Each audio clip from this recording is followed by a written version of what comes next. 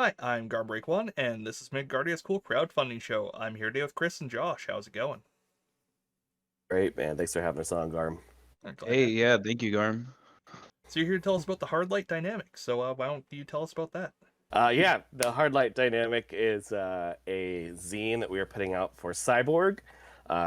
If people are familiar with the Morkborg system put out by Free League, Cyborg is the cyberpunk version of that. So the Hard Light Dynamic kind of smashes together Josh and I's love of cyberpunk and our love of kind of psychedelic horror and acid horror. And a bunch of other ideas into a kind of a cool experience and toolbox. Nice, nice. Anything you'd like to add to that, Josh? Yeah, like you said, it's a psychedelia horror kind of story. So there's like a lot of trippy events that I think I'm really excited for people to see. Just kind of all the different ways we gave players, or I guess GMs, ways to influence, player situations and really weird outcomes that come from that. Right on. So what can lovely players expect in the hard light dynamic? So, not to spoil anything, but there's some all sorts of, creatures and kind of horrible things that have been created by the impact of this perfect fractal. So they Hardlight Dynamics people have created this new fractal technology that they're about to unveil to the public. And what it's doing is it's actually causing reality to break down in the facility. So there's all sorts of ways that influences the environment, the creatures inside, the people you encounter, even the rooms and the building layout itself, perhaps. Nice. So yeah, the horrible deranged virtual reality inflicting itself on the real world kind of thing. Yeah, that's exactly it. Like the reality twisting and distorting to kind of fit what this AI is doing as it, kind of has this playground that is, this pocket of reality that it has control over. Nice, nice. I like it. A little bit eldritch, a little bit trying to think of an apt sci-fi movie comparison, but it's not coming to me. Oh, yeah, that's good. We have like a lot of horror touchstones, you know what I mean? But not quite as many, science fiction touchstones. There's maybe tiny bits of like Dark City in Dark there, but City, not quite yeah. as noir. And then maybe a tiny bit of, Event Horizon in there, but not quite as sucked into hell. Some Um, annihilation. yeah, definitely some Annihilation in there for sure. The 13th floor. That's it. That's what I'm thinking of. Ah, okay. You got There you some of go. the is this really reality? Is this another level of a simulation? Yeah, absolutely. I mean, and that is like so in Cyborg, you have these like miserable headlines that come up, which are kind of like the miseries in Morkborg. So you're rolling, to see when the next one comes out, and what horrible thing is happening, what I mean, in the news. And the last one is literally like there's a realization that you're in the simulation and no matter what you do it's going to hard reset in 12 hours or whatever, Right. and stuff, and that's kind of like the final step. So it's kind of fun to play around with, some of those ideas, in the game, and kind of mess with people's heads a little bit. God, the miserable headline system is so good. Yeah, it's really cool, man. It's really cool. They've definitely given, like, Cyborg, they did a very nice toolbox and kind of a cool world to play around with. So being able to dig into, Psy, which is the city there and everything, has been fun. And then to kind of take what they've given us and then twist it our own way, bits and pieces and everything to kind of create experience that we really want players and GMs to have. Right, right.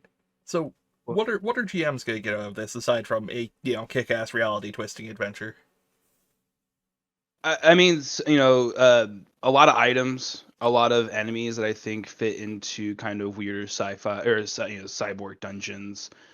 some cool encounters that you can, I think, take and transpose into other adventures. And like, we really did design it from the ground up. As we have a lot of zines, right? Like Cyborg, Morkborg, there's a lot of zines, and there's a lot of ideas that you can pick and pull from all these different zines. And so we do have like this toolbox kind of approach to see it, because be realistic about how players are going to use it. Like obviously we want them to run the adventure, but a lot of these zines, sometimes we look through and we like, oh, I like this, I like this, I like this. Maybe I'll include this in my own little homebrew thing. And, so we wanted to create a lot of stuff that players or GMs could use in that respect. Yeah, there's a couple of classes in there also that we created. And we ended up, we had written a bunch of stuff, and we ended up kind of like redoing a bunch of things and resetting and then expanding it back out. But one of the things Josh and I talked about was, we really wanted to create an experience and kind of like a through line and a feel. And then once we felt we pretty good about that, we kind of backed out and made sure, there was a lot of cool tables and there was like random encounters and other stuff so that it wasn't just this like you go down the hallway and this one thing happens every room. There's parts where like usually the same thing's probably going to happen, but maybe you're going to roll on this table and there's 6 things that could happen and only 2 of them are going to happen per game. So even if you run it again, you're going to get something else that happens, later on. Love that kind of stuff. Like, random tables are one of the best things about TTRPGs, honestly. Yeah, it's so nice, right? And like I think that is like the mix, Josh talks a lot about like the kind of play to find out, powered by the apocalypse style. And OSR has a lot about that too, And so like being able to marry like giving you touchstones to make sure something really comes across in the feel and tone of the game, but then adding enough, kind of randomness to it to really let it breathe is what we've been working on. It's really kind of finding that line, you know what I mean, that captures the best of both worlds. Right, absolutely. So the last time I had you on, Chris, we went, pretty heavy on the philosophical topics. Uh, are you going Yeah. hard in on like AI personhood stuff here? Is that like a big theme of the adventure, or like the exploitation of the machine? Oh man, we are not quite as hard on it now, but we've left some things open. So if you want to dig into that in your group, you definitely can. The idea originally was kind of based around like AI art, and then we backed away from that idea. But it was kind of, this like we talked about, a world so cheap to where like people become cheaper than machines, you know what I mean, to use as processing power. And we were trying to play with all those ideas, and then we got deeper into this kind of in a simulation, reality separation kind of idea instead. So I think we're a little more on the existentialism this time and, a little less on some of the other concepts that I tend to talk about more. I mean, hey, that's still good stuff. Josh, are there any elements that you'd like to bring up that we haven't talked about yet? I mean, honestly, I think one of the things for me that I think a lot about recently with all the stuff about like Chat GPT and all the other stuff, is like the AI replacing jobs.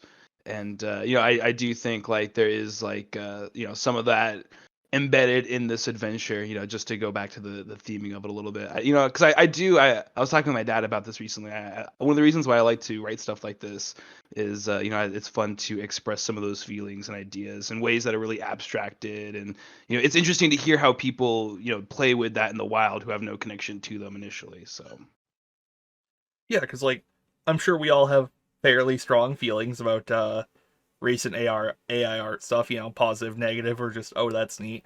Um, but things are getting weird. Things are getting real hmm weird, real fast. Yeah, absolutely. I mean, you mentioned like AI personhood earlier, So kind of the outer shell of this adventure is a kind of cyberpunk, heist kind of scenario where you are, sent in for various reasons, maybe to steal, maybe to destroy, maybe to copy, maybe to set free this AI that's, buried in the bottom of this building. And then as you go down, you encounter it more and more to where at the bottom, you're fully exposed to this AI as, things kind of like fall apart and different things are going on. So there is a lot of room to play with, like what does the AI want to get out of this, at the end of the day? Is it a mad kid that just wants its toys and for you to leave it alone, doesn't want to get out into the world? And then if that's your job, how do you feel about, that job once you've seen everything that you've seen? So there's a lot of space to kind of mess with those ideas. Excellent, excellent.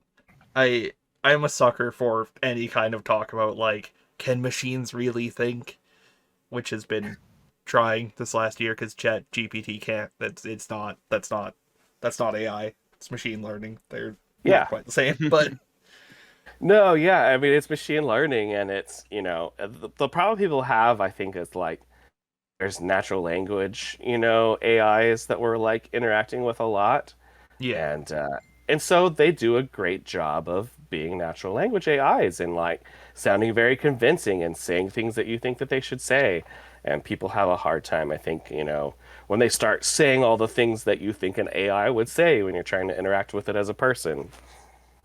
yeah. God, it's gonna be a weird decade. Yeah, yeah. Shit's gonna be pretty wild. That's absolutely true. Yeah. Um. So the hard light dynamic. Um. I mean, I really like the idea of like trying to heist this AI for whatever purpose you end up being sent in for, like kill, destroy, free coffee. It's all good stuff. Thanks. Yeah, it's definitely been fun to play with. It's been cool. Josh has been a pleasure to work with. We've both done stuff separately before. We've both known each other for a long time. So this was our chance to actually, sit down and write something together and develop a zine together, which has been really cool. Yeah, it's been a blast developing it with Koger and just like going through all the ideas, like because it's like we'll sit down when we sat down and we rewrote everything. It was like it was I talk about it as my favorite part of the process is you're refining all the ideas that you've worked towards, down and down through this funnel until you finally get to the stuff you really like. And we had an afternoon. It was just a blast. So yeah. Yeah, we had to set a hard limit on pages on this one also. So it's like you can't be precious if you get past this many pages because you're gonna have to cut something. All right, this is the limit for sure. Yeah, So having a good boundary there helps as well because it makes you have to care about the stuff that you put in the book. right. Because this is still meant to be zine length, right? So we're talking like Mhm. 24ish pages. I'm guessing somewhere around there. We're shooting for 28. Our hard limit is 32, and that is like a hard limit. So yeah. So, what do you mean by acid horror? I meant to ask earlier, but kind of slipped my mind. When we talk about acid horror, it's kind of like that trippy, psychedelic, kind of drug fueled experience, but also with like a horror bend to it. So what you're seeing is it's meant to creep you out or make you uncomfortable, but not through just like strict like traditional means. Yeah, one of the reference points we've talked about is like Suspiria is a really good, reference point. Um, there's a more modern, it's a little more eldritch, but it's the color and sound. What is I feel like I'm not quite getting the name of that one right. The color out of space. Color Out of Space, thank you. Yeah, not Color and Sound, not the album. The Color Out of Space, the movie. Yeah, absolutely. And there's a couple other older. I like House, the old 1977 Japanese horror movie, a lot. Gets really weird and trippy in its visuals and stuff. So that's something we were kind of working on pulling in also to the art of the book and the layouts in the book, so that kind of feeling gets conveyed across, as well. Right on, right on. Uh, Anything else that you two would like to talk about that we haven't yet? Yeah, I mean, not a ton. Beyond Deep was the project that I did previously.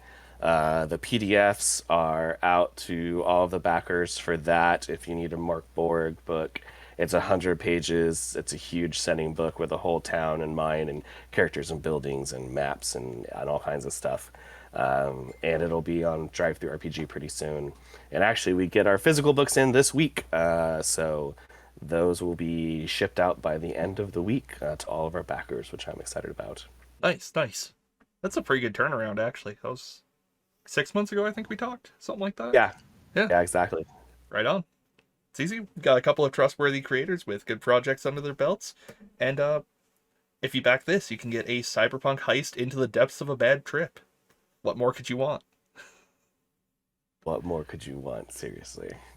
Or what mork could you want? How dare you, Garb? How dare you? I love it. And on It's that great. horrific pun, have a good night, everybody. Night. Thanks for having us on, Have a Garb. good- Thanks, Garm.